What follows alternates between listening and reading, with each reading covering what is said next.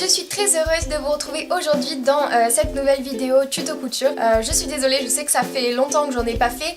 J'avais même des gens qui me disaient c'est quand le prochain tuto couture? Oui, je suis désolée, c'est pas des vidéos qui sont faciles à tourner.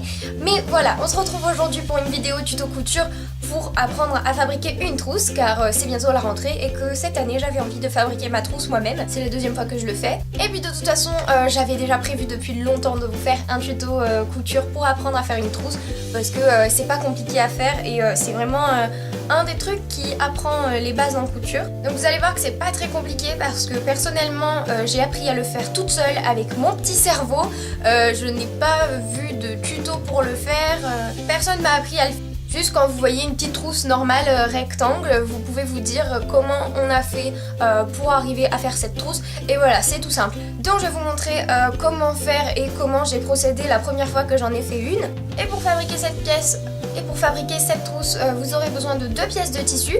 Donc 2 couleurs différentes ou 2 pièces de tissu les mêmes, ça n'a pas d'importance. D'une zipette, donc moi je vais utiliser une zipette de 20 cm, mais si la vôtre est plus longue, il va falloir s'adapter sur le patron. Et si vous le voulez de la décoration, donc moi je me suis fabriqué un petit ruban et un petit nœud. D'ailleurs il faudrait peut-être que je vous fasse des tutos couture pour apprendre à faire différents nœuds. Mais je vais d'abord m'entraîner avant de vous les montrer pour être sûr que je vous montre pas de bêtises. Et bien sûr vous aurez besoin du matériel de base. Sachez que vous pouvez le faire à la main, mais que ça risque d'être beaucoup plus compliqué et beaucoup moins solide et que ça va être du coup beaucoup plus long à fabriquer. Mais sachez que vous pouvez très bien le faire à la main, il n'y a pas de souci avec ça. Voilà, je pense que j'ai tout dit, je vous laisse avec le tuto.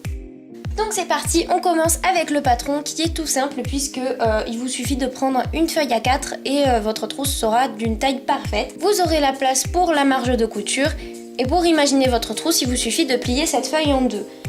Donc si comme moi la trousse vous paraît trop grande, vous enlevez quelques centimètres en bas de la feuille jusqu'à avoir la longueur que vous souhaitez.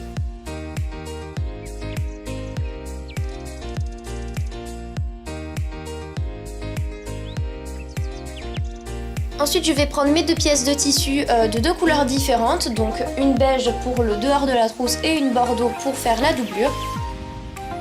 On n'oublie pas de bien repasser le tissu avant, c'est quand même mieux. Et on va tout simplement poser le patron tel quel dessus et dessiner la forme sur le tissu et ensuite le découper tout simplement. Une fois mes 2 pièces découpées, je vais prendre ma pièce de doublure et la poser sur ma pièce de la trousse retournée. Puis je vais faire 2 bordures, une en haut et une en bas de la trousse que je vais fixer avec des épingles pour m'aider. Et ensuite passer un coup de fer repassé. Et là bien sûr on n'y voit rien parce que j'avais mis mes cheveux devant. Et ça va nous permettre de fixer nos 2 pièces de tissu ensemble. Donc je vais aller faire ça à la machine. Donc je vais un peu en avant, un peu en arrière et de nouveau en avant, je fais toute la longueur de la bordure et une fois arrivé à la fin, je retourne en arrière et de nouveau en avant pour bien fixer le fil dans mon tissu.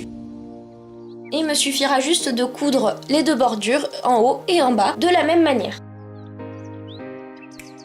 Quand c'est terminé, je vais plier mon tissu avec la doublure face à nous puisque je vous rappelle qu'on doit coudre à l'envers, c'est quand même plus joli. Et ensuite, je vais tout simplement, avec une couture droite, coudre les 2 bords. J'ai complètement oublié de filmer cette étape, mais sachez que si comme moi vous mettez un ruban, c'est à ce moment-là qu'il faut le mettre. Il faut le mettre dans la trousse du côté beige, pour qu'une fois la trousse retournée, le ruban apparaisse bien fixé sur le beige.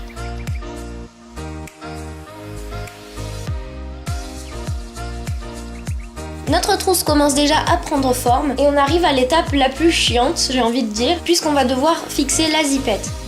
Donc c'est pas compliqué, c'est juste minutieux. On va devoir prendre la zipette, la retourner pour qu'elle apparaisse dans la trousse, vu qu'on la coud à l'envers. Et on va fixer chaque bord de la zipette sur chaque bord de la trousse.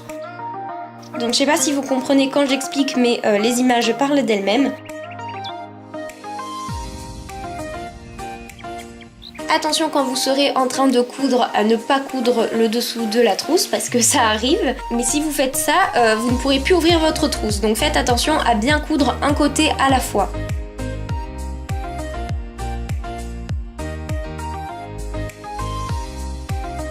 Quand votre zipette est bien fixée, vous retournez votre trousse et vous pouvez voir enfin le résultat final. Il reste plus que les finitions, donc pour les finitions, moi je les fais à la colle. Vous pouvez les coudre, mais bon, moi j'ai pas voulu me casser la tête, j'ai pris une colle à tissu. Je vais rentrer tout ce qui dépasse, donc le reste de la zipette que je n'ai pas pu coudre. Je vais le rentrer dans la trousse et le coller. Et je vais aussi coller mon petit nœud papillon.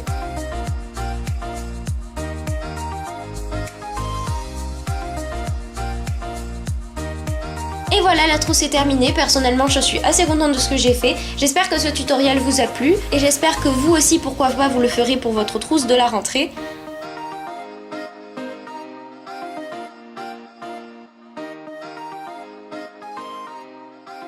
Et je vous dis à la prochaine dans une prochaine vidéo. Bisous!